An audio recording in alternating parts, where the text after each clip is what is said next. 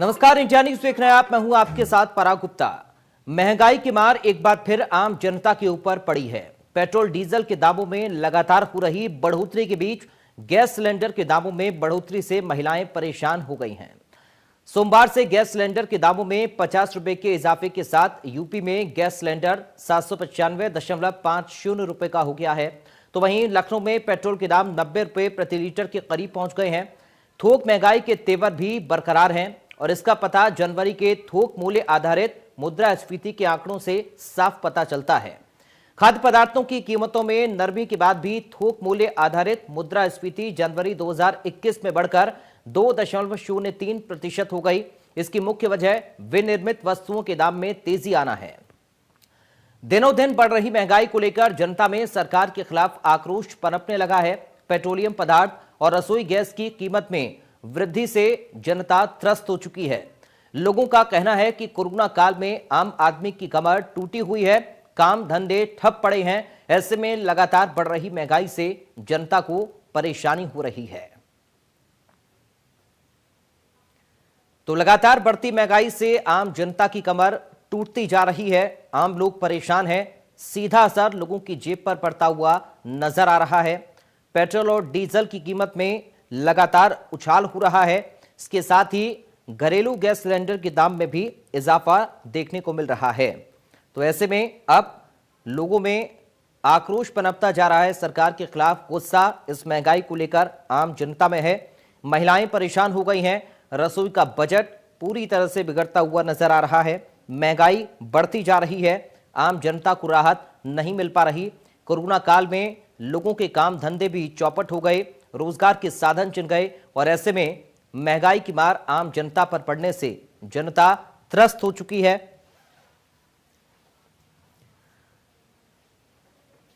तो petrol diesel के बढ़ते दामों से लोग बेहद परेशान हो रहे हैं।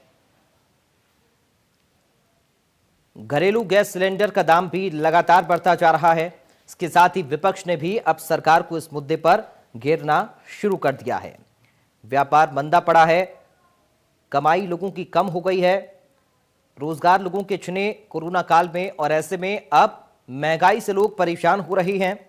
अनाज, दाल, चीनी, फल, सब्जी, दूध सबके दाम बढ़ते जा रहे हैं। लगातार इस महीने की हम बात करें तो 10 बार पेट्रोल की कीमत में उछाल देखने को मिला।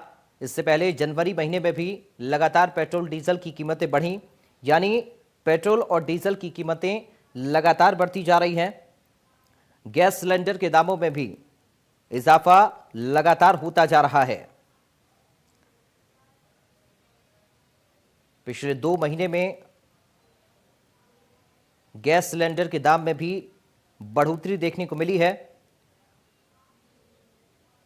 विपक्ष ने सरकार को अब घेरना शुरू कर दिया है और आम जनता भी परेशान इस महंगाई की वजह से हो गई है। पेट्रोल, डीजल और रसोई गैस के दाम बढ़ने से आम जनता पर सीधी मार इसकी पड़ती हुई नजर आ रही है। थोक महंगाई दर की हम बात करें, जो दिसंबर में 1.5% थी, जनवरी में 2.03% हो गई है।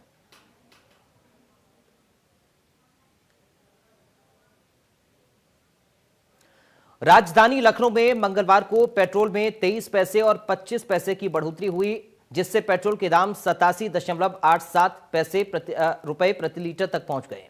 तो डीजल के दाम 80.07 हो गए हैं।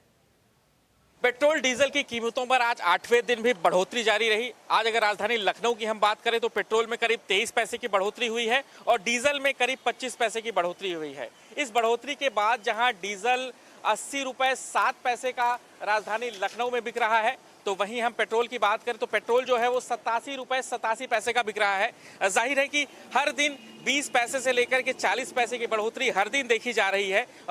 यहाँ पर कुछ लोग हैं, मैं इनसे बातचीत भी करता हूँ कि लोगों का क्या कहना है, क्या सोचना है पेट्रोल की बढ़ती हुई कीमतों को लेकर के। क्या यह मानते हैं कि जो कीमतें बढ़ रही हैं वह ऐसे ही बढ़नी चाहिए? कैसे देखती हैं अगर पेट्रोल की कीमतें बढ़ती हैं, काम चल जाता है कि चलो ठीक है बढ़ रहा है लेकिन पेट्रोल तो भरवाना ही है? हाँ, अब क्या ही कर सकते हैं, ज़रूरी तो है ही। तो लगता है इसी तरह कीमत बढ़नी चाहिए? पता नहीं देखिए सर, जो है वो तो हम लोग को वैसे ही देखना है ना। बिल्कुल, जो है वो इसी से तो ही काम चला रहे हैं। कुछ लोग और भी हैं, इनसे हम बातचीत करते हैं।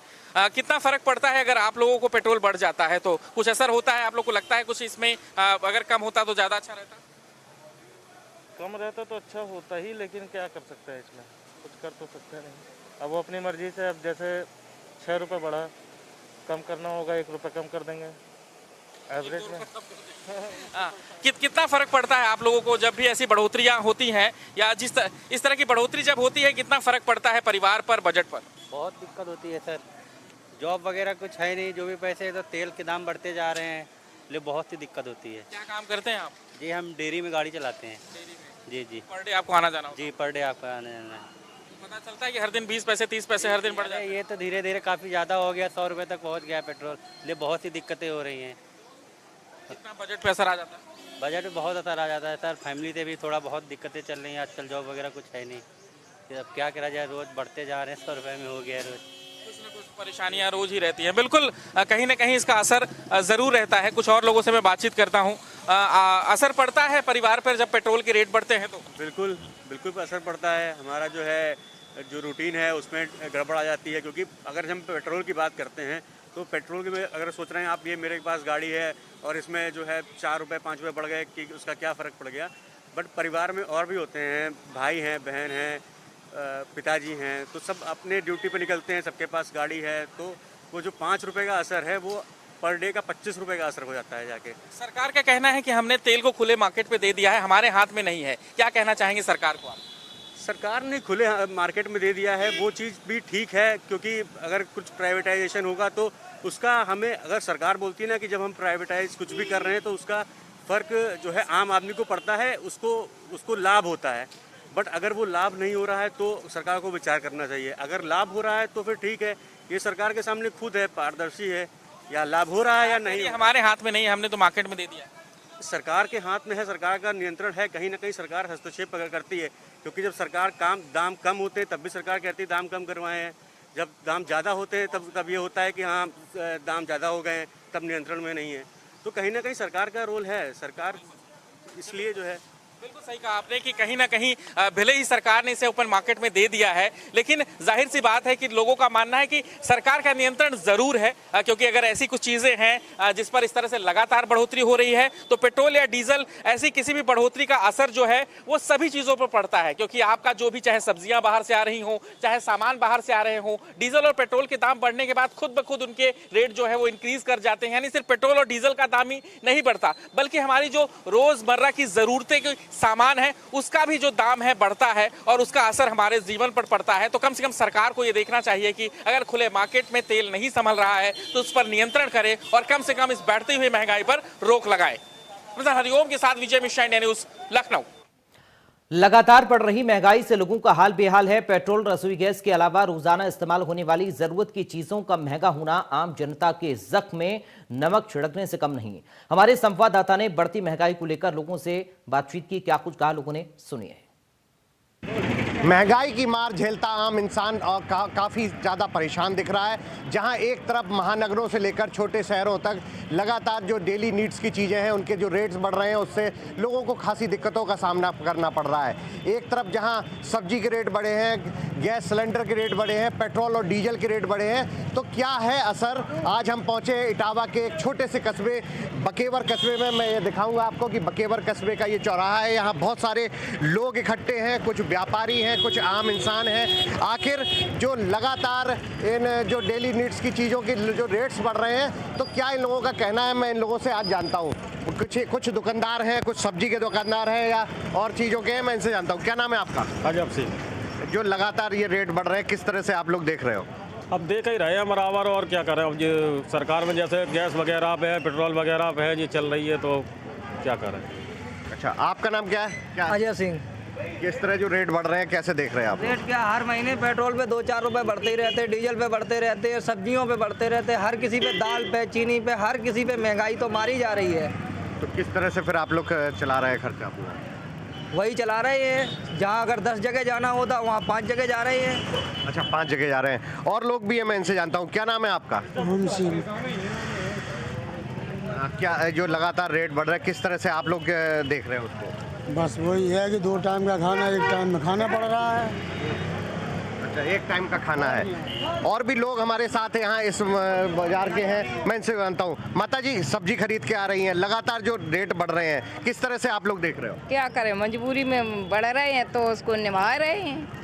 क्या क्या आपकी नज़र में क्या गैस से बढ़ रहे हैं, गैस के रेट बढ़ रहे हैं? फिर कैसे खर्चा चला रहे हैं आप? अब जैसे मजदूरी कर रहे हैं वो काबू ने, हमारे को खेती नहीं, बाड़ी नहीं, कुछ नहीं। क्या मांग सरकार से, आपकी मांग क्या है? का माफी मांगे? मांग क्या है? मांग क्या है? हमारी कछु मांग नहीं है, वो दिमाग में आए वो करें। तो ये महिला है जो सब्जी खरीद के लौट रही हैं। मैं कुछ और इंसानों से पूछता हूँ। भाई साहब, क्या नाम है आपका? अनुज अवस्थी। अनुज, जो लगातार महंगाई बढ़ रही है उसको आप लोग किस तरह से देखते हैं? अब महंगाई बढ़ रही है तो सरकार की बहुत ज़्यादा खामियां हो रही हैं, जिसमें कि गैस के रेट प्रतिदिन बढ़ाए जा रहे हैं, डीजल पेट्रोल रेट बढ़ रहे हैं। हम लोग कैसे घर चलाएं, समझ में नहीं आ रहा है। आप बताओ, आप व्यापारी नेता भी हैं, जो लगातार रेट बढ़ रहे हैं, किस तरह से देख रहे हैं और कैसे चीज़ें की आ रही हैं? अब तो रसोई चलाना बड़ी मुश्किल हो गया है। अब तो ये लग रहा है पुराने पैटर्न पर लौटाएं और यहाँ पास में जंगल है, बस लकड़ी काटें और चूल्हे पे काम करें। गैस का भरोसा तो ख़त्म हो गया है। 801 रुपये का सिलेंडर हो गया है। आए दिन महंगाई बढ़ती जा रही है और बड़ी परेशानी से गुजर। क्या मांग है आप लोगों की? मांग ये है सरकार पेट्रोल की और डीजल के दाम कम करे, गैस के दाम कम करे, जिससे आम आदमी का जीवन यापन हो सके। आप बताओ, आप क्या नाम है आपका? अनुज तिवारी। अनुज, किस तरह से देख रहे हैं आप लोग जो लगातार महंगाई बढ़ रही है? लगातार महंगाई बढ़ रही है तो इससे आम जनता को काफ़ी नुकसान भी हो रहा है। व्यापारी छोटे खड़े हैं, जैसे पेट्रोल रोज़ दाम बढ़ रहे हैं, 2 रुपये 1 रुपये। आज पेट्रोल की कीमत 90 रुपये के आसपास है कीमत है, और गैस भी 50 रुपये बढ़ रही है। कल आज इटावा जिला में 801 रुपये का गैस सिलेंडर हो गया, घरेलू गैस सिलेंडर। तो हम ये सोचते हैं सरकार को सोचे, गैस के दाम कम हो, पेट्रोल दाम भी कम हो। सरकार कुछ सोचे। तो ये लोग हैं, यहाँ के लोग हैं, कुछ व्यापारी हैं, कुछ आम लोग हैं जो डेली इस छोटे से बाजार में आकर अपनी ज़रूरतों की चीज़ें खरीदते हैं। वहीं इन लोगों का कहना है कि सरकार ज़रूर उनका ध्यान रखे। जो गैस के रेट लगातार बढ़ रहे हैं, डीजल के रेट और पेट्रोल के बढ़ रहे हैं, उससे लोगों को खासी दिक्कतों का सामना करना पड़ रहा है। कैमरामैन सुनील परासर के साथ अमित मिश्रा, इंडिया न्यूज़ इटावा। आम लोगों को आपने सुना, व्यापारियों को आपने सुना, किस तरह से लोग त्रस्त हैं इस महंगाई की वजह से। कुछ खास मेहमान मेरे साथ जुड़ गए हैं, सीधा आपका परिचय मैं करा दूं। मेरे साथ अभिषेक वाजपेयी हैं, कांग्रेस से प्रवक्ता। अभिषेक वाजपेयी जी, आपका स्वागत है हमारे साथ चर्चा में शामिल होने के लिए। साथ ही कमर अली हैं, बीजेपी से प्रवक्ता। कमर अली जी, आपका भी स्वागत है चर्चा में शामिल होने के लिए। राम प्रताप सिंह हैं, समाजवादी पार्टी से प्रवक्ता। राम प्रताप सिंह जी, आपका भी स्वागत है। और साथ ही मेरे साथ जय शुक्ला है, संवाददाता लखनऊ से। जय, सबसे पहले आपका मैं रुख करूंगा, क्या कुछ वहां पर लोग कह रहे हैं, क्योंकि कुछ महिलाएं आपके साथ मुझे नजर आ रही हैं। सीधा असर रसोई गैस के दाम बढ़ने से महिलाओं की रसोई पर पड़ रहा है, क्या बजट बिगड़ रहा है महिलाओं का? जय, जनेऊ है शनि मंदिर पे। जय, आपको मेरी आवाज मिल रही है?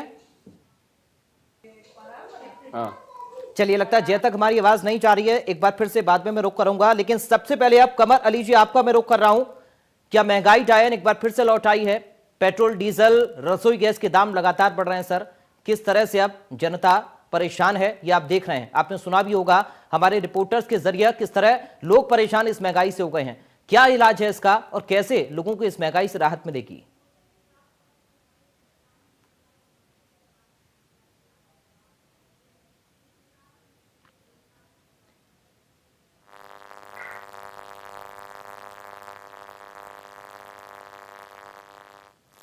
एलपीजी ये मार्केट के हवाले ना करिए, लेकिन इन्हें मार्केट के हवाले किया और कानून बना किए गए मार्केट के हवाले। और सबसे पहली सब्सिडी 1 जून 2013 को लोगों के खाते में आई। तब भी हमने इसको विरोध किया था कि ये सब्सिडी क्या है, आप सीधा सीधा सिलेंडर हमें दीजिए। उनका नहीं, मार्केट का जो उतार चढ़ाव होगा उस हिसाब से आपको सब्सिडी मिलेगी। हमारे मना करने के बाद यूपीए सरकार 2 ने इस कानून को लाए, काला कानून था। और उसके बाद लगातार आपने देखा जो चीजें इनके वक्त बना किए गए, आज अगर हम उससे छेड़छाड़ करने जाएंगे, हम इनसे बात करने का प्रयास करते हैं लेकिन ये बात नहीं करते। हम लोकसभा में इनसे बात करने का प्रयास करते हैं, राज्यसभा में बात करने का प्रयास करते हैं, लेकिन ये बात नहीं करते हैं। देखिए, हमें भी फिक्र है, हम भी सत्ता चला रहे हैं, हमें भी अफसोस होता है, लेकिन जब ये कानून बना के गए हैं, हम इनसे कहते हैं आइए बैठकर सर्वदलीय बैठक में हम आपसे बात करते हैं, कांग्रेस उसमें बात नहीं करती है। जब वो काला कानून बना के गए हैं, आप ये बताइए, हमारा प्रयास रहता है कि जनता को कितनी हम सुविधा दे सके। हमने उसका एक तोड़ ये निकाला कि उज्ज्वला गैस योजना अपनी वालदाओं बहनों को हमने दिया, फिर उसके बाद जनधन योजना हमने दी, 500 रुपए का, आपने देखा गरीबों को राशन फ्री दिया। ये जरूर है, ठीक है, महंगाई बड़ी मार्केट के हवाले करे, लेकिन हमसे हमारी सरकार से जो सुविधाएं हो सकती थी हमारी सरकार ने। कमर अली जी, आपने यूपीए सरकार पर ठीकरा फोड़ दिया रसोई गैस के दामों का। अब मैं पेट्रोल डीजल को लेकर आपसे सवाल करूंगा तो आप कहेंगे कि अंतर्राष्ट्रीय बाजार में जो कीमतें हैं वो हमारे कंट्रोल में नहीं है, तो क्या सिर्फ ठीकरा फोड़ने से ही आम जनता को राहत मिल जाएगी? ठीकरा फोड़ने की बात नहीं है यहाँ पे, इस बात को आप कानूनी बारीकी समझिए, मैं आपको बता रहा हूँ। ये कानून बना के गए, ये मार्केट के हवाले करके गए हैं। आइए हमसे बैठ के बात करिए। मैं ठीक है, जवाब ले लेता हूं मैं अभिषेक जी से। अभिषेक जी जवाब दीजिए सर कमर अली जी की बात का।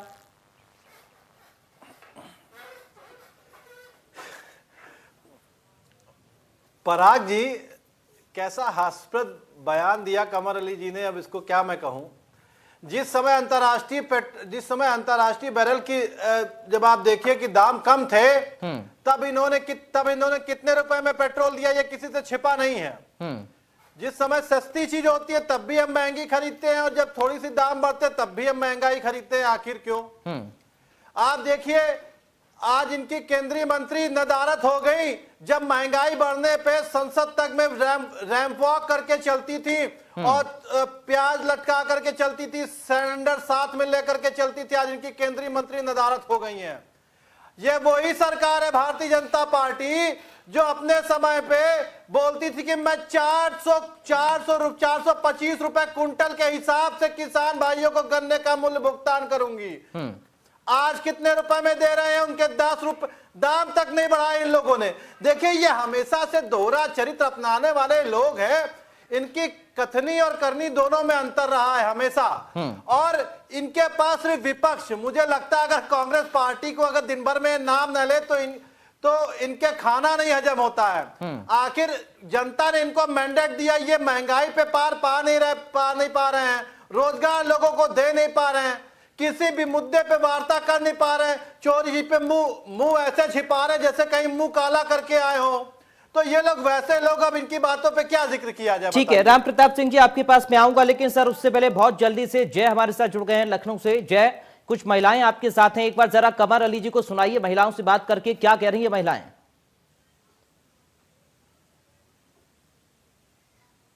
बिल्कुल, हमारे साथ में कुछ महिलाएं हैं, हम उनसे बात करते हैं कि जिस तरह से लगातार जो महंगाई बढ़ी है, क्या कहेंगे, चाहे वो पेट्रोल डीजल के दाम हो, चाहे वो सबसे ज्यादा गैस रसोई जो होती है वो अब 807 रुपए की हो गई है। जो कैरोसिन, जो मस्टर्ड ऑयल है, मस्टर्ड ऑयल करीब 150 रुपए किलो हो गया। क्या कहेंगे इस तरह? महंगाई बहुत ज्यादा हो गई, रिटायर्ड आदमी कहाँ से खर्चा चला पाएंगे इतना महंगाई में। सिलेंडर के दाम, डीजल पेट्रोल के दाम, दाल के दाम, रिफाइंड के दाम, सबके दाम तो बढ़ रहे हैं। महंगाई बहुत ज्यादा ही परेशान कर रही है। बिल्कुल, आप बताइए कि जो आप किचन चलाती हैं, तो किचन के ऐसे में बजट किस तरह से बिगड़ रहा है, क्या कितना क्वांटिटी कम हो गई है? बजट तो हम लोगों का जैसे लॉकडाउन चालू हुआ कोविड के टाइम से ही आधी सैलरी में पूरा घर चलाना, बच्चे का खर्चा, ऊपर से दवाइयाँ, तो हम लोग कैसे मैनेज कर रहे हैं वो हम ही जानते हैं। और दिन प्रतिदिन सिर्फ गैस, मतलब खाने पीने जो रोज डेली की हमारी यूजेस में चीजें हैं उसी के ही दाम बढ़ते जा रहे हैं और हम कैसे मैनेज कर रहे हैं वो हम ही जानते हैं। हर चीज को एकदम नाप तोल के करना है। बच्चों की पढ़ाई, अब तो स्कूल्स भी खुल गए हैं, फीस वगैरह सब चीज मतलब मैनेज करना बहुत मुश्किल हो गया। बस सरकार से यही चाहते हैं कि कम से कम घरेलू चीजों के जो दाम है वो उनको घटाना चाहिए, इतनी महंगाई नहीं लाना चाहिए। बिल्कुल, और भी कुछ गृहिणियां हैं, हम उनसे भी बात करते हैं। ये बताइए कि जिस तरह से पेट्रोल डीजल के दाम बढ़े, ऐसे में आप अगर वर्किंग लेडी होंगी तो कितना फर्क पड़ा इस पे? काफी फर्क पड़ा है भाई। पहले जहाँ, अब तो 400 रुपए में सोचिए 3 दिन पेट्रोल चलता है, तो मतलब लगता है कि एक हिस्सा सैलरी का, मैं एक्टिवा से जाती हूँ स्कूल अपने जी, अब एक हिस्सा जो है लगता है सैलरी का हमको पेट्रोल के लिए अलग से उसके निकालना पड़ेगा। कि पहले था भाई हो जाता था काम, लेकिन अब तो अलग से हम लोग को उसका करना पड़ता है कि नहीं, इसका एक हिस्सा पेट्रोल का निकाल के रखें कि ताकि डेली स्कूल जा पाए और आ पाए। ठीक है जय, मैं आपके पास लौटूंगा। बिल्कुल, और मैं आपके पास लौटूंगा जय। पराग, उनसे भी बात करना चाहेंगे। राम प्रताप सिंह जी, एक जवाब मैं ले लूं कमर अली जी से, उसके बाद मैं आपके पास आ रहा हूं। कमर अली जी, आपने सुना महिलाओं को, जो वर्किंग वुमेन है उनको तो डबल मारे सर, पेट्रोल भी महंगा और रसोई गैस भी महंगी। कमर जी। बिल्कुल आपने सही कहा, मैं इस बात को मानता हूं, लेकिन उन्हीं वालदाओं बहन को हमने उज्ज्वला गैस योजना, जनधन योजना के तरीके हमने वापसी करी है, क्योंकि सरकार के हाथ में जो था बिल्कुल सरकार कर रही है। ये कांग्रेस को बचकाना जो जवाब देते हैं, इनको बचकाने देना चाहिए, इनको कानून को पढ़ना चाहिए। कानून बना के गए हैं और मार्केट के हवाले करके गए हैं, तो इनको ऐसे बयान नहीं देना चाहिए जिसमें लोगों को, आवाम को तकलीफ हो। तो आवाम को छल के गए हैं और उसके बाद ऐसे बयान देते हैं। देखिए, ये वही कांग्रेस है, 200 रुपए किलो दाल बेचती थी, 80 रुपए किलो चीनी बेचती थी। सर, आपको सत्ता सौंपी जनता ने ये जवाब देने के लिए कि आप कैसे महंगाई को कम करेंगे, लेकिन आप सिर्फ पिछली सरकारों को के ऊपर ठीकरा फोड़ेंगे तो इससे आम जनता को राहत नहीं मिलेगी। खैर, लौटूंगा आपके पास। राम प्रताप जी काफी देर से इंतजार कर रहे हैं। राम जी, आपने सुना सर, महिलाएं कह रही हैं दाल, सब्जी, दूध, चावल सब महंगा हो गया, पेट्रोल डीजल महंगा हो गया, रसोई गैस के दाम महंगे हो गए, कैसे कंट्रोल होगा? धन्यवाद। मैं जो हमारे बीजेपी के प्रवक्ता हैं वो इश्यू को कंफ्यूज करने की कोशिश कर रहे हैं, पर वो उनके पास सेल्फ डिफेंस में कहने के लिए कोई बात नहीं है। मैं बड़े सिंपल लहजे में समझाने की कोशिश करूंगा कि ये जो करंट इकोनॉमिक कोलैप्स है उसका कारण क्या है। मैं बड़ा क्लोजली जुड़ा हुआ हूँ एमएसएमई और एग्रीकल्चर सेक्टर से जी। और 2016 से डिमोनेटाइजेशन, उसके बाद जल्दबाजी में इम्प्लीमेंट किया गया जीएसटी, उसके बाद अब कोविड का अनमैनेजेबल लॉकडाउन, इन सब की वजह से जो हमारा एमएसएमई सेक्टर है और वो 45% जीडीपी और या नेशनल इकोनॉमी को कंट्रीब्यूट करता है, वो जो है बैडली सफर कर रहा है। इसकी वजह से गवर्नमेंट का टैक्स कलेक्शन डाउन हो गया है। अब गवर्नमेंट के पास जब रेवेन्यू की शॉर्टेज है तो क्या करते हैं कि ये बात समझने की बड़ी इंपॉर्टेंट है कि पेट्रोल और डीजल के प्राइस में 40 से 50% गवर्नमेंट का टैक्स है। तो वो इस टैक्स जैसे प्राइस बढ़ता है तो गवर्नमेंट का रेवेन्यू कलेक्शन भी बढ़ जाता है, तो वो चाह रहा है कि प्राइस बढ़े। अब ये जो है दोहरी राजनीति है, ये है कि जनता को एक तरफ तो ये घड़ियाली आंसू दिखा रहे हैं और दूसरी तरफ जो है ये जो पैसा जो जा रहा है पेट्रोल डीजल में जो बढ़ने से वो गवर्नमेंट के रेवेन्यू के पास जा रहा है। तो ये मतलब जनता को गुमराह कर रहे हैं और जो है कांग्रेस या पुरानी गवर्नमेंट के ऊपर काले कानून की बात कर रहे हैं। अगर इन रियल अर्नेस्टनेस ये जनता के हमदर्द हैं तो इनको इस समय कठिन समय में टैक्स का कंपोनेंट पेट्रोल डीजल की प्राइस में घटा देना चाहिए, जो इनके हाथ में। ठीक है, कंवर जी सीधा नीतियों पर सवाल उठा रहे हैं राम प्रताप सिंह जी, यहाँ पर जवाब दीजिए। देखिए, मैं देखिए इधर उधर की बात करने से कोई फायदा नहीं है। हमने 200 रुपए किलो दाल नहीं होने दी, चीनी महंगी नहीं होने दी, हमारे हाथ में जो तो हम बराबर कर रहे हैं। जहां तक टैक्स की बात आती है, वहां पे जो कांग्रेस के विद्वान बैठे, खाली हमें ये बता दे जहां जहां कांग्रेस सरकार है वहां उन्होंने पब्लिक को कितनी राहत दी है, नहीं जवाब दे पाएंगे। केजरीवाल ने पब्लिक को कितनी राहत दी है, नहीं जवाब दे पाएंगे। देखिए, इधर उधर की बात करके सबसे बड़ी बात पे ये आते हैं कि कांग्रेस ने कौन से अपने प्रदेश में टैक्स को लेकर राहत दी है। घड़ियाली आंसू तो ये बहाते हैं, ये बताते हैं कि हम हिंदुस्तान को बेच के गए हैं और भारतीय जनता पार्टी पे ठेकरा फोड़ते हैं। जो बेच के गया है ये बता रहा है कि हमसे कुछ हुआ ही नहीं है। अरे भाई, आप बताइए ना, जितनी कांग्रेस की आपकी सरकार है, टैक्सेस कितने आपके मुख्यमंत्री ने कम किए हैं, आम आदमी सरकार ने कितना कम किया है? कुछ बताने के लिए इन लोगों के पास कुछ नहीं है। मैं आपको बता दूं, जब ये मार्केट के हवाले करके गए, आइए हमसे सदन में बात करिए, आइए हमसे सर्वदलीय बैठक में बात करिए, आइए हम उस कानून के लिए कुछ करते हैं बैठ के। कंवर अली जी, ये माना जाए कि अगर उन सरकारों के पास बताने के लिए कुछ नहीं है तो आपके पास भी कोई आंकड़ा बताने के लिए नहीं है। साफ तौर पर अभिषेक जी यहाँ पर कह रहे हैं कि जो कांग्रेस, जो बीजेपी के नेता हाथों में सिलेंडर लेकर सड़कों पर उतरती थी, अब वो कहाँ हैं? कहाँ हैं अब वो बीजेपी के नेता जो मंत्री पद पर बैठे हुए हैं, अब विरोध नहीं करते हैं? महाराज जी, वही बीजेपी के नेताओं ने तो कहा था काला कानून न बनाइए, उसी सिलेंडर को लेकर बैलगाड़ी चल के हमने कहा था, उसी तो हमने अनुरोध किया था, इसी आवाम के लिए तो हमने अनुरोध किया था। तो काले कानून को बनाने की क्या आवश्यकता थी, मुझे आप बताइए। कांग्रेस से ये पूछिए, उस काले कानून को वापस लेंगे, आएंगे, बैठेंगे, सर्वदलीय बैठक की बात करेंगे।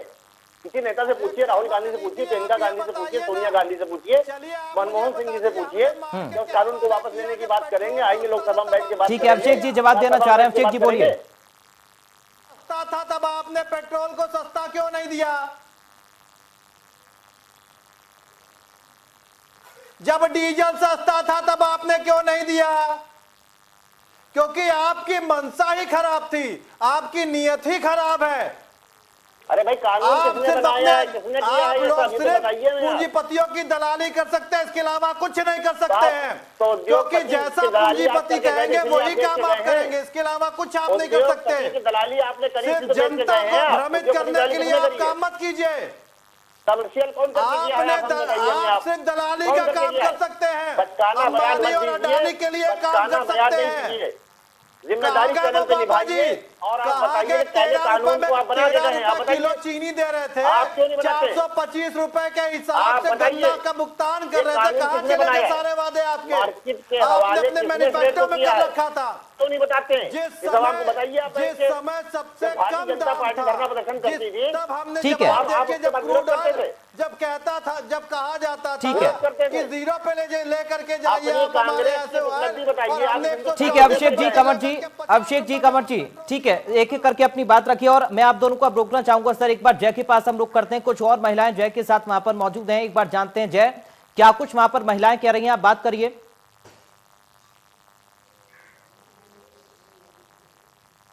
बिल्कुल हम बात करते हैं पराग और पूछते हैं कि आखिर उनका क्या कहना है। मैम ये बताइए, जिस तरह से महंगाई बढ़ी है तो ऐसे में जो आम आदमी है उसको अपना बजट चलाना मुश्किल हो पा रहा है, घर बहुत मुश्किल से चल पा रहा है, ऐसे में क्या कहना चाहेंगी आप?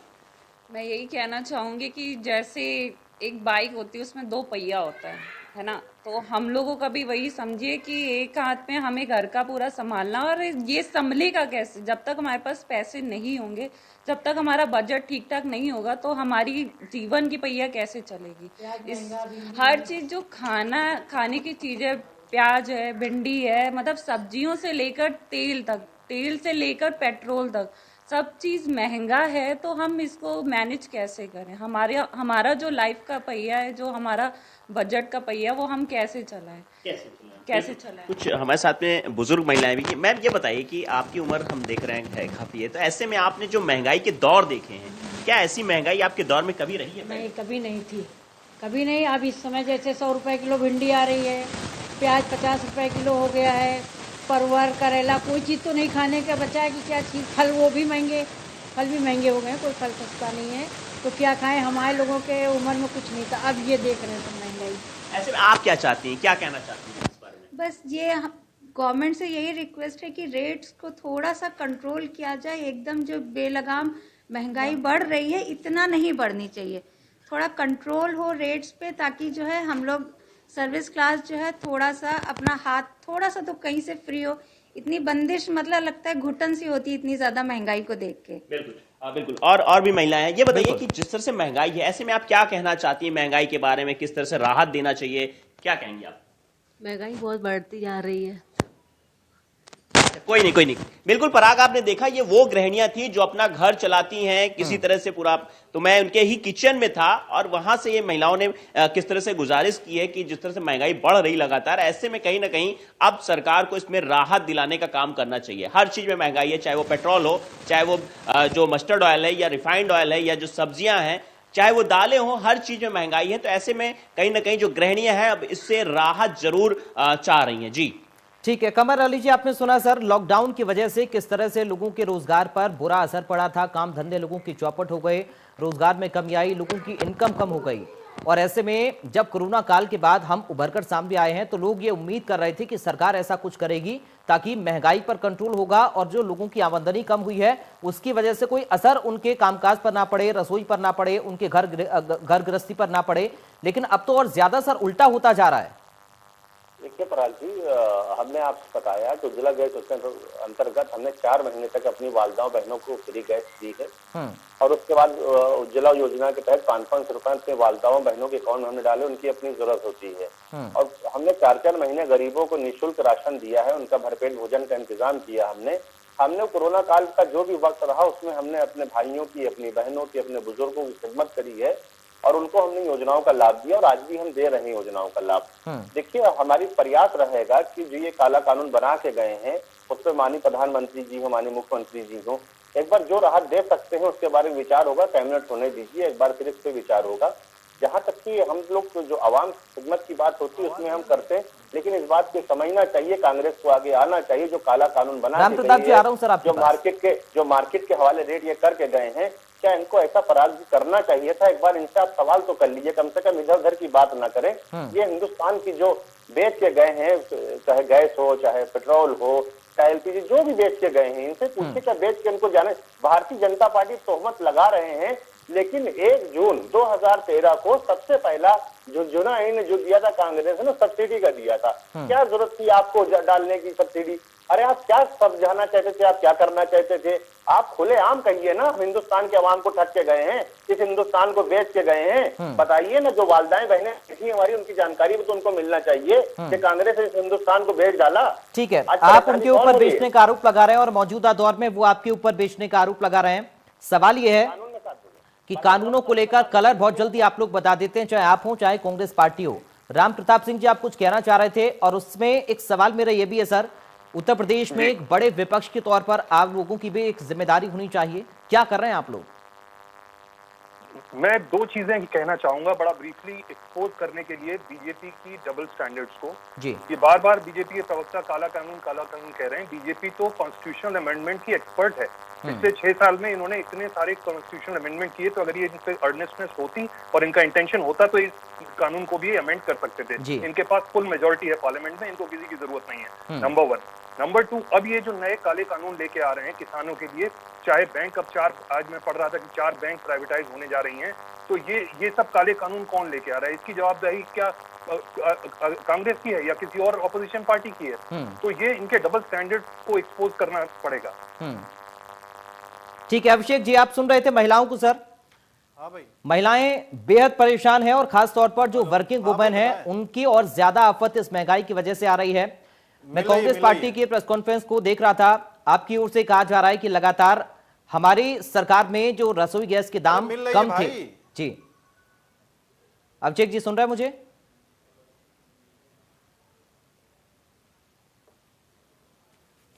अभिषेक जी आपको मेरी आवाज मिल रही है सर?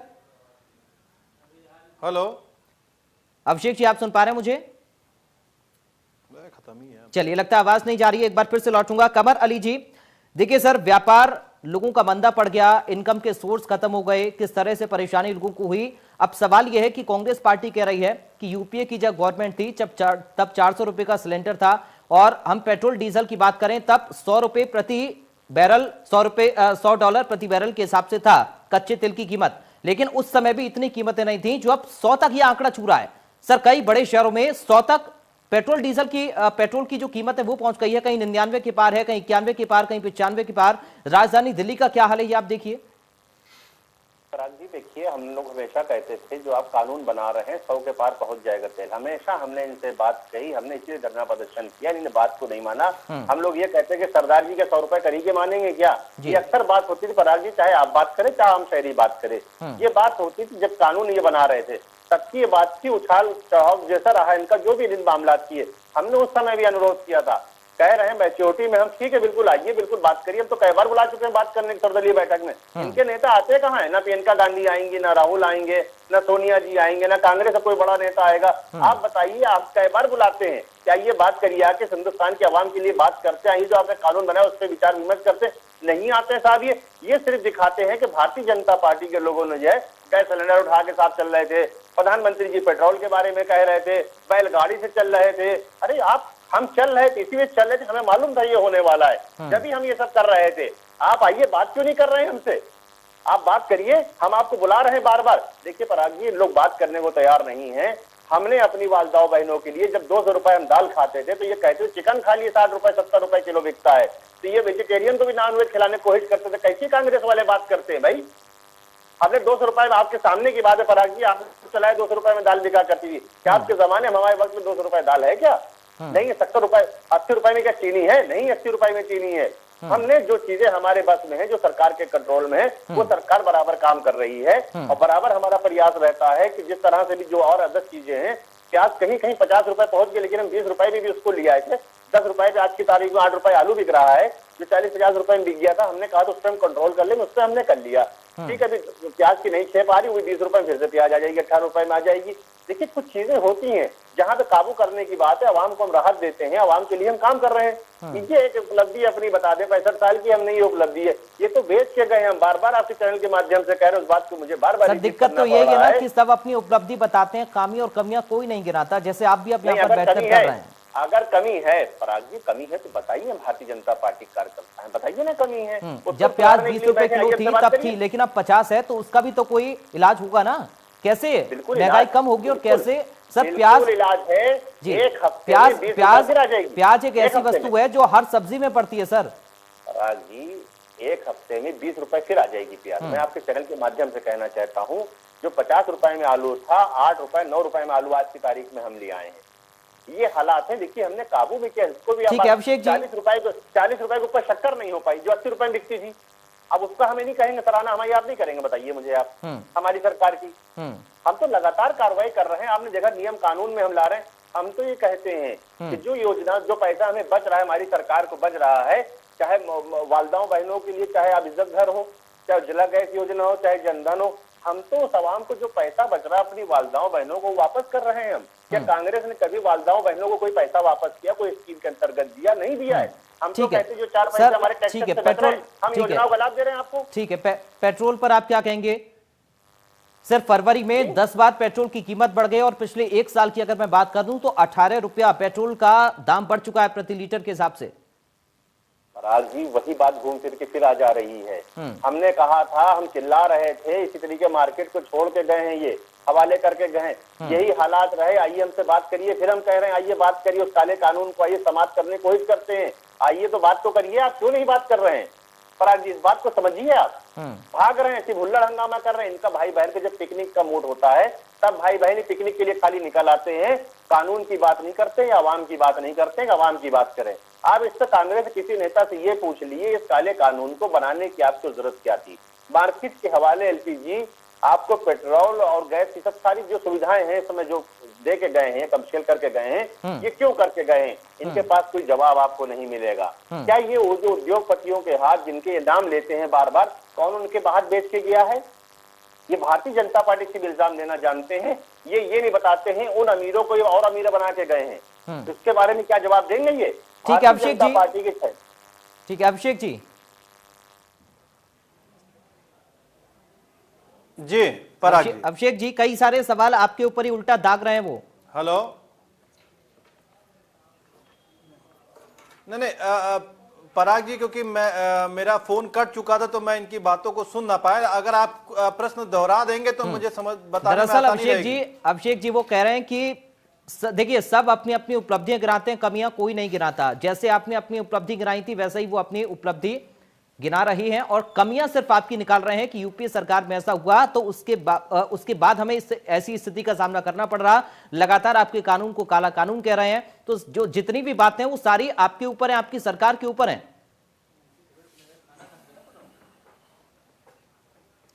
नहीं पराग जी, मुझे समझ में नहीं आता, आप काला कानून बता रहे हैं। जब पेट्रोल के दाम सस्ते थे, क्रूड ऑयल के दाम सस्ते थे, तब आपने उसको महंगे में क्यों बेचा? आप सिर्फ ये बता दीजिए। आप मार्केट, हमने तो मार्केट बेच दिया था, आपने तब क्यों नहीं सस्ते में दिया था? सिर्फ इस बात का जवाब आप मुझे दिला दीजिए। नंबर 1 बात। नंबर दूसरी चीज, मुझे नहीं बात, अभी ये अपनी उपलब्धियां बता रहे, कौन सी ऐसी उपलब्धि? अगर आप हमारे ऊपर लेकर के चल रहे हैं, हम इसको काला कानून बता रहे हैं कि किसान बिल को हम काला कानून बता रहे हैं, तो आप उसको वापस ले लीजिए ना। आप उसको वापस लीजिए। हमने तो नहीं पास किया था ना, हमने तो पास नहीं किया था, आपने तो पास कर दिया बिना किसी चर्चा के, बिना किसी बात के। ठीक, और आप देखिए, क्योंकि सिर्फ इनको अपना काम करना होता, बाकी किसी से जनता से कोई मतलब, जनता को ठग करके इन्होंने वोट ले लिया है, तो अब वोट का काम क्या करना है? इनको अपने पूंजीपतियों के लिए काम करना है बस, उसके अलावा इनके पास कोई काम नहीं है। आप एक काम गिना दिए जो इन्होंने जनता के लिए कर दिया हुआ है। वही कांग्रेस पार्टी के पुराने कामों को इन्होंने नया ब्रांड बना करके, नया पैकेजिंग करके इन्होंने मार्केट में उतार दिया है। कोई काम इनके पास कहने के लिए नहीं है। आज देश त्राही कर रहा है, देश के पास फंड नहीं बचा। इन्होंने एशियन बैंक से तो कर्जा लिया, वर्ल्ड बैंक से तो कर्जा लिया, आरबीआई से तो कर्जा लिया। कोरोना काल में लोगों के पास चीजें पहुंची नहीं, सिर्फ पहुंची किसके पास? सिर्फ इनके अपने लोगों के पास। आप पीएम फंड का ऑडिट करा नहीं सकते, क्यों नहीं करा सकते भाई? हम तो खुला कहते हैं, आपको 2 फंड बनाने की क्या जरूरत पड़ गई पीएम रिलीफ फंड में? आप बताइए। ठीक है कंवर जी, जवाब लूंगा इससे, लेकिन उससे पहले राम प्रताप जी, ठीक है अभिषेक जी आपके सवालों को जवाब में लूंगा कंवर जी से, लेकिन राम प्रताप सिंह जी, जब अंतर्राष्ट्रीय बाजार में कच्चे तेल की कीमतें कम होती हैं तब पेट्रोल डीजल के भाव नहीं गिरते हैं, लेकिन जब बढ़ती हैं तो बढ़ जाते हैं। मैं वही बात कहना चाह रहा हूँ, अभी तक मैंने जो भी मुद्दे इस डिबेट में उठाए, बीजेपी के प्रवक्ता ने एक का भी जवाब नहीं दिया। वो शायद इस समाजवादी पार्टी को कोई पॉलिटिकल ऑपोजिशन पार्टी समझते ही नहीं है, क्योंकि वो डायरेक्टली जो कुछ भी कह रहे हैं सिर्फ कांग्रेस की तरफ डायरेक्ट करके कह रहे हैं। मैंने उनसे इंपॉर्टेंट बात ये कही कि यही सवाल मैंने पूछा जो आप कह रहे हैं कि जब इंटरनेशनल प्राइसेस से लिंक हो गया और 50% of the price of petroleum product is tax component, तो वो तो सरकार के हाथ से हो सकता है ना कि वो जब कभी उनको लगे कि प्राइस एक हद से ज्यादा बढ़ रहा है तो टैक्स थोड़े दिन के लिए रिलीफ दे दिया जाए। तो इनको मतलब जेन्युइनली अगर अपने इलेक्टोरेट और अपने देश के गरीब लोगों की चिंता है तो उसका जवाब दें। ये उसका जवाब नहीं दे रहे हैं, ये सिर्फ कांग्रेस को ब्लेम करने में लगे हुए हैं। तो इसका जवाब दीजिए, मैं आपसे पूछना चाहता हूँ। मैं जवाब देता हूँ, मैं जवाब दे रहा हूँ। ठीक है कंवर जी, बहुत जल्दी इसके बाद जय का हम रुख करेंगे। कंवर जी जवाब दीजिए।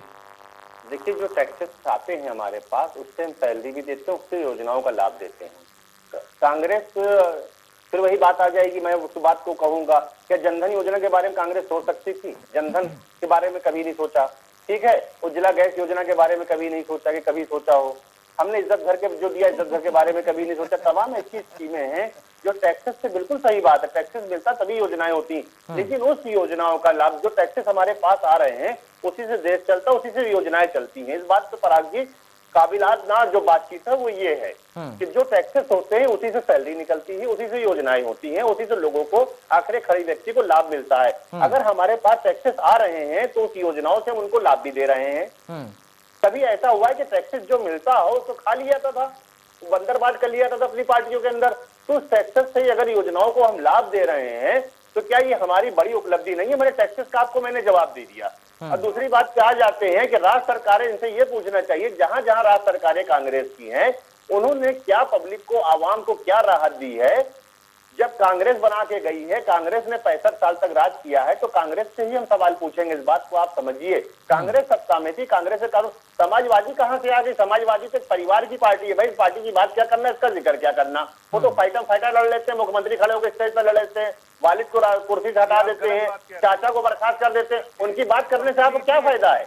उनकी बात करने, वो तो किसानों कर्जदार बना के गए। नहीं सर, इसका मतलब ये नहीं है ना कि आप सत्ता में तो आप जवाब नहीं देंगे सर। वो विपक्ष में सवाल पूछना या फिर अपने मुद्दों को उठाना उनका अधिकार है। लार्जेस्ट ऑपोजिशन है समाजवादी पार्टी, वो क्यों नहीं सवाल उठाएंगे सर? वो पराग जी, इस बात को मानना पड़ेगा, जब समाजवादी सरकार थी तो आपने खुद दिखाया है कि बुंदेलखंड में घास की रोटी किसान भाई खाते थे, कि ये समाजवादी की उपलब्धि थी। हमारी पहली कैबिनेट आई, 86 लाख किसानों का हमने 1-1 लाख रुपया कर्जा माफ किया। क्या 15 साल समाजवादी सरकार करने के बाद? लेकिन सर यहाँ तो रोटी पकाने के लिए रसोई गैस के दाम भी बढ़ रहे हैं ना, तो रोटी भी कैसे पकेगी? प्रदेश से किसानों को कर्जदार बना के गए थे, 86 लाख किसानों को 1 लाख रुपया कर्जा हमने माफ किया। ये किसकी सरकार थी? बाप बेटे ने 15 साल इस प्रदेश को चलाया है। हिंदुस्तान का सबसे बड़ा सूबा कहलाता है उत्तर प्रदेश। क्या एक ही परिवार 36 लाल बत्ती गाड़ियां रहती थी, वो लूट के गए? अरे भाई, इनकी क्या बात करना, ये तो परिवारवाद है, परिवारवाद ने प्रदेश को लूटा है, गलत कर्जदार बना के गए। ठीक है, एक बार जय का हम रुख कर लेते हैं। ठीक है जय, आपने सुना। देखिए, सवाल तो समाजवादी पार्टी भी पूछेगी, कांग्रेस पार्टी पूछेगी, आम जनता पूछेगी, आपके साथ जो महिलाएं खड़ी हैं वो भी पूछेंगी, जवाब भी देना पड़ेगा कंवर जी को। लेकिन सवाल वही है कि जब कंवर जी ये कहते हैं कि समाजवादी पार्टी के समय जब सरकार थी तब घास की रोटी खाते थे लोग, लेकिन अब तो रोटी पकाने के लिए रसोई गैस भी महंगी हो गई है। जय,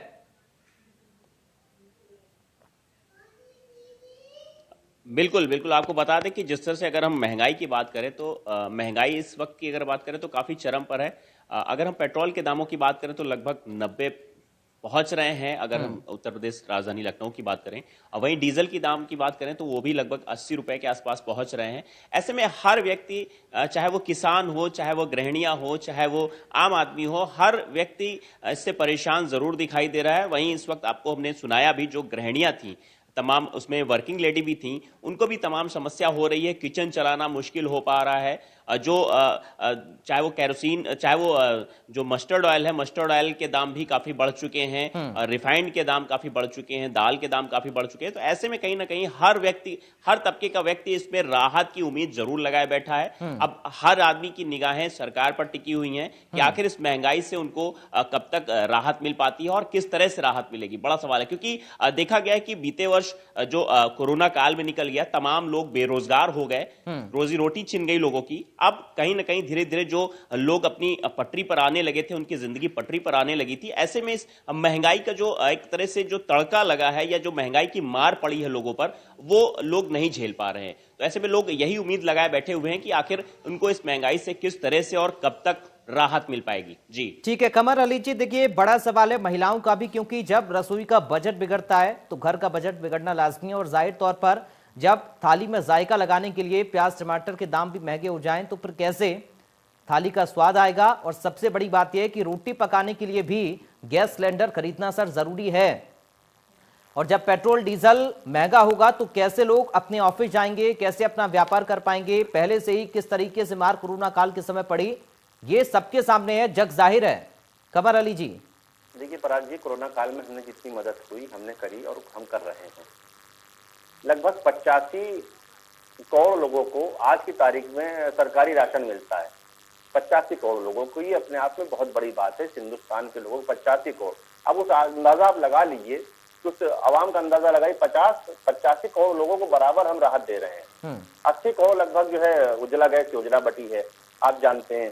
तो लगातार हम उस, आप जैसे हमारी हिंदुस्तान की आबादी आप जानते हैं कितनी है, उस आबादी को 75% लोगों तक योजनाओं का लाभ हम दे चुके हैं। 75% अगर आप कहेंगे योजनाओं का लाभ दे चुके हैं, गैस सिलेंडर हम दे चुके हैं, हमने अनाज फ्री, हम लगातार देखिए हम काम कर रहे हैं। और रही गरीबी, जहां तक ये सब सारी चीजें हुई ना, उसमें माननीय प्रधानमंत्री जी बहुत गंभीर है, माननीय मुख्यमंत्री जी बहुत गंभीर है। कैबिनेट होने दीजिए पराग जी, उसमें भी बहुत सी चीजें फैसले आएंगे, उसमें आवाम के फैसले बहुत आएंगे। और जो भी प्रधानमंत्री जी से होगा उस आवाम के लिए, जो छूट गए हैं लोग, उनके लिए भी योजनाएं ला रहे हैं, अभी उनके लिए भी काम होगा। आप जानते हैं ये महामारी पूरी दुनिया के लिए थी, बहुत से देश खड़े आज भी नहीं हो पाए, लेकिन इतनी जनसंख्या होने के बाद कम संसाधनों में हमने जिस तरीके से काम किया है, इसकी पूरी दुनिया ने सराहना करी है। जिस तरह से हमने काम को किया है, जो काम हम कर रहे हैं उसकी सराहना चाहे कोई चैनल वाले हो, चाहे आम शहरी हो, उन लोगों ने सबने करी है। इतने कम साधनों में हमने जिस तरह से आज कोविड की जिस तरह से दवा आ गई है, जिस तरह से लग रहे हैं, आपने देखा है, वो भी हमारी बहुत बड़ी उपलब्धि है। सरकार निरंतर काम कर रही है। देखिए विपक्ष का काम है इल्जाम लगाने का, इनको इल्जाम लगाने दिए, हमारा काम है राहत देने का। सर ये इल्जाम नहीं है ना, यहाँ तो आम जनता सीधे सवाल आपसे पूछ रही है और अब विपक्ष ने भी मोर्चा संभाल लिया है आम जनता की आवाज को देखते हुए। और ये आप देख भी रहे हैं कि जब जनता खड़ी हो जाती है तो विपक्ष कैसे मोर्चा संभालता है। किसान आंदोलन में भी आपने देखा। अब सवाल यह है कि जो विपक्ष के अब प्रदर्शन होंगे उनको आप कैसे निपटाएं, क्योंकि 20 फरवरी को मध्य प्रदेश में आधे दिन के बंद का ऐलान भी कांग्रेस पार्टी कर चुकी है। ऐसे ही प्रदर्शन अलग अलग प्रदेशों में देखने को मिलेंगे, तो कैसे आप जवाब देंगे अब इन सब सवालों का? यही राजस्थान छत्तीसगढ़ में भी इनको करना चाहिए ना, ये मध्य प्रदेश में कर रहे हैं, इनको राजस्थान में काम कर लेना चाहिए। मुझे लगता है बहुत मुनासिब होगा इनके लिए। सबसे ज्यादा टैक्सेस जो है आज की तारीख में राजस्थान सरकार में है, कि सबसे पहले शुरुआत इनको वहां से पराग जी करना चाहिए, तो बहुत बेहतर होगा इस चीज के लिए। तो जनता आवाम की भी आंखें खुलेंगी, कैसे झोलझाली करके गई मध्य प्रदेश में काहे करने जा रहे हैं कांग्रेस वाले। अरे आपका प्रदेश राजस्थान है, आप जाइए ना, पंजाब है, आप क्यों नहीं कर रहे हैं भाई, छत्तीसगढ़ है, वहां भी धरना प्रदर्शन आप करिए, आवाम को बताइए ना कि आपने किस तरीके से ठगा है। आप मुद्दों पे आते नहीं है, आप छल की बात करके गए हैं, आप आवाम को बेच के गए हिंदुस्तान के, आपने वर्ल्ड बैंक के हाथ खुद हिंदुस्तान के आप लोगों को बेचा है। आप ये बताइए जब ये मुल्क आजाद हुआ पराग जी, क्या आप हम जो आम शहरी का कर्जदार था वर्ल्ड बैंक का, आप यकीन मानिए जब कांग्रेस सरकार गई है तो 53,000 रुपए पर व्यक्ति कर्जदार था वर्ल्ड बैंक का, मालूम है आपको, जिसका लेना देना आपका मेरा नहीं है जिस बात से। 53,000 रुपए प्रति व्यक्ति कर्जदार वर्ल्ड बैंक का, ये कितनी बड़ी बात है। क्या इस पे बैठ के बात करेंगे? नहीं बात करेंगे, इनको बात करना चाहिए। ठीक है, वर्ल्ड बैंक का कर्जदार कौन बना के गया है? ठीक है, देहरादून को एक बार रुक कर लेते हैं। उत्तराखंड में क्या स्थिति है, कैसे लोगों के ऊपर महंगाई की मार पड़ रही है? देहरादून से सुभाष गौड़ हमारे साथ जुड़ गए हैं संवाददाता, उनके साथ कुछ महिलाएं भी वहां पर मौजूद हैं। सुभाष, क्या कह रही है महिलाएं महंगाई को लेकर? बिल्कुल, कुछ महिलाएं हमारे साथ मौजूद हैं। महंगाई को लेकर क्यों देखा जाता है कि महिलाओं का सबसे बड़ा योगदान रहता है और घरेलू सामान वो लेती हैं। और कुछ महिलाएं उनसे बात करने की कोशिश करेंगे। मैं नाम बता दीजिए। अच्छा, क्या है महंगाई को लेकर क्या देखती हैं आप? महंगाई तो दिनों दिन बढ़ती जा रही है। मोदी राज में कहा था उन्होंने बहुत सी महंगाई की भारत की बार मोदी सरकार, लेकिन उनके आने के बाद तो मुझे लगता है महंगाई जो है लगातार, चाहे आप रेलवे को ले लो, टिकट में ले लो, या फिर आप गैस सिलेंडर खरीद लीजिए, नहीं तो हम जैसे 125 रुपये तक जो है वो दिसंबर माह से लेके अब तक बढ़े हैं। और इससे नेचुरल है कि हम गृहिणियों को बहुत हानि होगी, क्योंकि वो सीधा सीधा गैस सिलेंडर में हुआ तो हमारे बजट में जो है घर के जो बजट है उसमें उसका असर जाएगा। आप बताइए आपको किस तरीके से लगता है? मैं संगीता से अगर देखा जाए आज के मतलब देश में तो हर चीज में ही महंगाई हो गई, सिलेंडर को लेके, राशन को लेके, सब्जी को लेके, हर चीज में ही महंगाई है, जिससे हमें जो है घर में काफी सारी तकलीफों का सामना करना पड़ रहा है। हर चीज में महंगाई, सिलेंडर देखो आप, सब्सिडी तो कम आ रही है और सिलेंडर अगर इसी तरह से महंगाई देखते रहे हम तो 1000 रुपये तक हो जाएगा। और क्या चीज लगता है आपको महत्वपूर्ण? पेट्रोल भी महंगा हो गया है। मैं ये कहना चाहती हूँ कि अगर पेट्रोल महंगा हो गया तो नेचुरल है कि उसके संबंधित सारी चीज महंगे हो जाएंगे, जो यातायात है या उससे जो सामान हमारे बसों या ट्रक से जो हमारे आते हैं वो सारे सामान भी महंगे हो जाएंगे। तो कहीं ना कहीं अगर पेट्रोल महंगा होता है तो उसका भी असर वही कि हम मतलब अपने वाहन से जाए या टिकट से जाए, हर चीज में हमें जो है महंगाई का ही सामना करना पड़ेगा। कुछ महिलाएं थी जिनका कहना है कि महंगाई का सामना उन्हें करना ही पड़ेगा यदि किसी भी स्थिति में जिस तरीके से महंगाई बढ़ रही है, चाहे वो गैस की बात की जाए या फिर सब्जी या फिर पेट्रोलों के दाम जिस तरीके से बढ़ रहे हैं। तो उनका कहना है कि महंगाई जरूर बढ़ रही है लेकिन सरकार को इस बारे में सोचने की जरूरत है। जी ठीक है सुभाष, आप मेरे साथ बने रहिए। कमर अली जी, आपने सुना सर देहरादून में महिलाएं भी किस तरह से परेशान है। रसोई गैस के दाम तो बढ़ ही रहे हैं, इसके साथ ही अगर पेट्रोल डीजल महंगा होगा तो इस बात को गृहिणी भी कह रही हैं कि बाकी चीजें भी महंगी होंगी, ट्रांसपोर्ट महंगा हो जाएगा। तमाम सारी चीजें सर एक दूसरे के साथ जुड़ी हुई हैं, कनेक्ट करती हैं एक दूसरे को। यही जो वालदाएं बहनें हमारी कह रही, इसी चीज को हमने बराबर कहा था पराग, इसी बात पे हमने धरने प्रदर्शन किए थे, इसी बात के ऊपर बात फिर खत्म हो जाती है आके, जहां शुरू होती वहीं खत्म हो जाती बात आके। हमें मालूम था कि ऐसा होगा। ये आइए काले कानून को खत्म करने की बात करते हैं, आइए बैठिए आके, क्यों नहीं बैठ रहे कांग्रेस के लोग? ये वालदाओं बहनों को तो मालूम है कानून कौन बना के गया है, मार्केट के हवाले कौन छोड़ के गया। क्या हमें अफसोस नहीं होते? मेरी वालदाएं मेरी बहनें कह रही। ठीक है कमर जी, कुल मिलाकर बात यह है कि आपके पास जवाब नहीं है, यही मालूम है। मेरे पास योजनाओं, मेरी बात सुनिए, टैक्स से जो पैसा बच रहा है हम वालदाओं बहनों को योजनाओं का लाभ दे रहे हैं। ठीक है सर, समय की कमी है, चाहूंगा अभिषेक जी और राम जी से कमेंट हो जाए। अभिषेक जी, जिस तरह से बीजेपी के नेता सिलेंडर लेकर बैठे थे सड़कों पर, आप भी कुछ करिए सर, आपकी भी जिम्मेदारी है। पराग जी, हमने बंद का आह्वान किया हुआ है और आप आज से लेकर के और आने वाले समय में आप देखेंगे हर एक मुद्दे पे, चाहे वो महंगाई का मुद्दा हो, चाहे रोजगार का मुद्दा हो, चाहे सुरक्षा का मुद्दा हो, चाहे किसान का मुद्दा हो, हम हर एक मुद्दे पे सरकार को घेरने का काम करते रहे हैं और करते रहेंगे। चाहे कैसी भी, जब तक ये सरकार अपने घुटने नहीं टेकेगी, तानाशाही सरकार बंद नहीं करेगी, तब तक हम पीछे हटने वाले लोग नहीं हैं।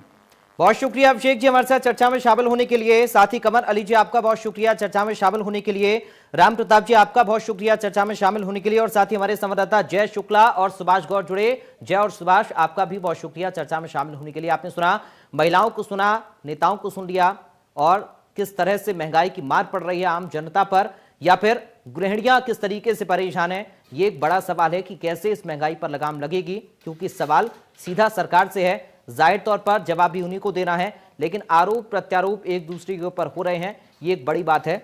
2 महीने की अगर हम बात करें तो 175 रुपए तक घरेलू गैस के दाम बढ़ गए हैं।